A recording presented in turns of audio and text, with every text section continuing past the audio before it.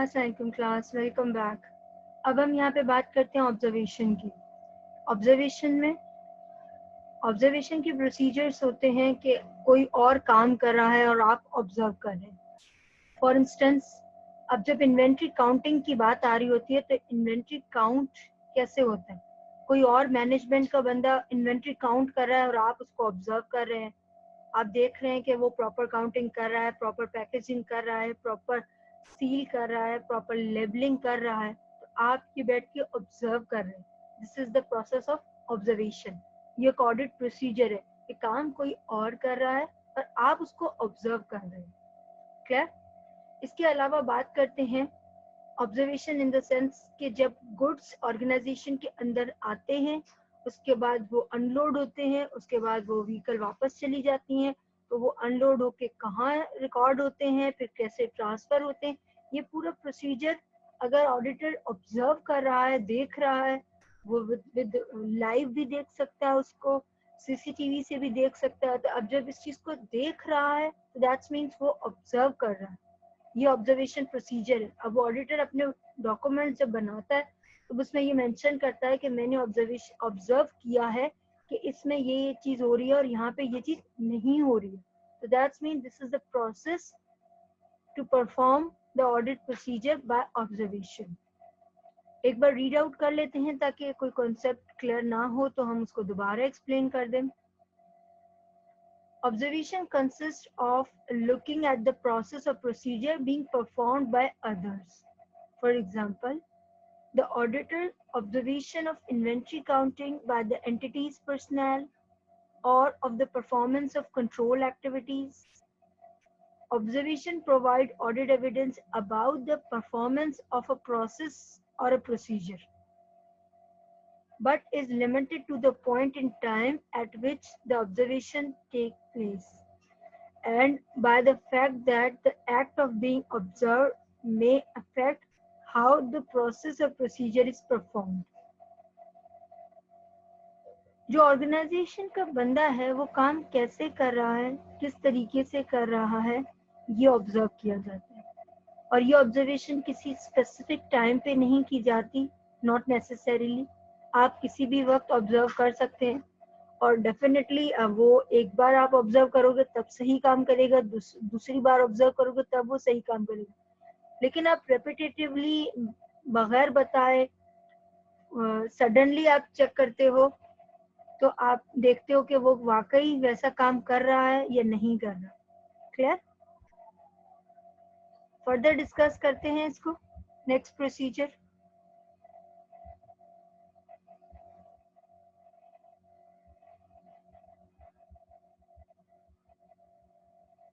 external confirmation. An external confirmation represents audit evidence obtained by the auditor as a direct written response to the auditor from a third party, in paper form or by electronic or other medium. External confirmation procedures frequently are relevant when addressing assertions associated with certain account balances or their elements. External confirmation किसी बाहर से हम confirm कर रहे हैं। Auditor check कर रहा है कि अकाउंट बैलेंसेस का जो अकाउंट रिसीवेबल्स का जो बैलेंस आ रहा है वो सही आ रहा है या नहीं आ रहा। अब वाकई इतने परसेंट ड्यू हैं जिनसे रिकवरी करनी है, ये रियलिटी है, तो वो अकाउंट रिसीवेबल्स से कंफर्म करता है कि आपका कितना बैलेंस ड्यू है, काइंडली इन्फॉर्म कर दें, तो उससे हमें पता चले कि वाकई ये कंपनी के इतने पैसे दूसरी पार्टीज पे ड्यू है। और इसके अलावा बैंक से कंफर्मेशन ली जाती है, थर्ड पार्टी कंफर्मेशन है बैंक से कि आप इसका अकाउंट बैलेंस दे दें या फिर इसके ड्यूरिंग द ईयर जो भी आपने ट्रांजैक्शन की है बैंक स्टेटमेंट प्रोवाइड कर दें। तो उससे पता चलता है कि कैश की इन एंड आउट कितनी हुई है, कैसे हुई है और किस तरीके से हुई है। क्लियर? उससे सारी ट्रांजैक्शंस क्लियर हो जाती है। एक्सटर्नल कंफर्मेशन और इसके अलावा लीगल एडवाइजर्स जो प्रीवियसली लीगल एडवाइजर्स रह चुके हैं या करंटली किसी केस में काम कर रहे हैं तो उनसे भी इंफॉर्मेशन ली जाती है, क्योंकि लीगली वो बंदा बाउंड है कि कोई भी इंफॉर्मेशन ले सकता है। तो ऑडिटर को पता है कि लीगल एडवाइजर के पास सारी इंफॉर्मेशन अवेलेबल है, तो वो डायरेक्टली उसके साथ कोऑर्डिनेट करके एक्सटर्नली कंफर्म कर रहा होता है। क्लियर? फॉर इंस्टेंस आप किसी करंट जॉब के लिए अप्लाई कर रहे हैं और आपका इंटरव्यू हो रहा है, तो आप ये बताते हो कि हम प्रीवियसली मैं यहाँ काम कर रहा हूँ, तो वो नई ऑर्गेनाइजेशन आपकी प्रीवियस ऑर्गेनाइजेशन से कंफर्म कर सकती है कि ये बंदा कैसे काम कर रहा है, इसका बिहेवियर कैसा है, इसकी वर्किंग परफॉर्मेंस कैसी है, इसका ओवरऑल काम कैसा है। तो ये हो गया आपकी एक्सटर्नल कंफर्मेशन आपके परफॉर्मेंस की। क्लियर? इसके अलावा आप जब जॉब में सबमिट करवाते हैं तो रेफरेंस लेटर्स भी सबमिट करवाते हैं कि एटलीस्ट 2 से 3 रेफरेंस लेटर्स आप सबमिट करवाएं। उसमें ये होता है कि कोई बंदा आपको कंफर्म कर रहा है और बता रहा है कि हाँ वाकई ये बंदा प्रॉपर परफॉर्म करता है और इसके डॉक्यूमेंट्स वैलिड हैं। तो इस तरीके से एक्सटर्नल कंफर्मेशन करवा सकता है ऑर्गेनाइजेशन भी, ऑडिटर भी। क्लियर? अब हम बात करते हैं नेक्स्ट रिकैलकुलेशन की। रिकैलकुलेशन ऑलरेडी ऑर्गेनाइजेशन ने, मैनेजमेंट ने कुछ कैलकुलेट किया हुआ है, अब ऑडिटर उसको दोबारा कैलकुलेट कर रहा है कि कहीं ऐसा तो नहीं कि कोई एरर हो जाए, कोई ह्यूमन एरर के चांसेस हैं, कहीं 7 6 को 6 7 कर दिया, कहीं 0 नहीं लगाया, कहीं 0 लगा दिया, कोई मैथमेटिकल एरर आ गया है, तो वो कैलकुलेशंस दोबारा करना, लाइक आप कैलकुलेट कर रहे होते हो डेप्रिसिएशन 10% है फिक्स एसेट पे, तो वो कैलकुलेट किया जाता है दोबारा कि डेप्रिसिएशन 10% सही से कैलकुलेट की है या नहीं। क्लियर? ट्रायल बैलेंस का जो आपने बैलेंस दिया है कि इतना आपका एसेट्स है, इतनी आपकी टोटल डेबिट साइड है, इतना आपका क्रेडिट साइड है, तो उसको दोबारा चेक किया जाता है कि वेदर ये सही है या नहीं। Clear? Recalculation consists of checking the mathematical accuracy of documents or records.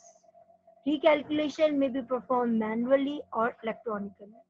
Excel sheets पे स्प्रेडशीट्स बने हुए होते हैं, अगर उसमें आप डायरेक्टली चेक करते हो फॉर्मूला लगा के तो आप इलेक्ट्रॉनिकली चेक कर लिया आपने, और कुछ मैनुअली आपने परफॉर्म कर लिया, लाइक इसका 10% कितना होता है, 20% कितना होता है, तो उसके अकॉर्डिंगली पता चल गया। टैक्स होता है at the rate of 35% for instance, तो वहां पे 35% आपने सही लगाया और उसको डिडक्ट भी सही किया है, ये चेक किया है।